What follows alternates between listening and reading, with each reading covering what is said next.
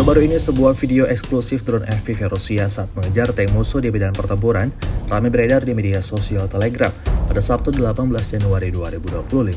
Pilot drone dari kelompok Vostok di kawasan desa Velekaya Novoselka merusak tank musuh. Setelah itu mereka berusaha melarikan diri dengan kendaraannya yang terbakar.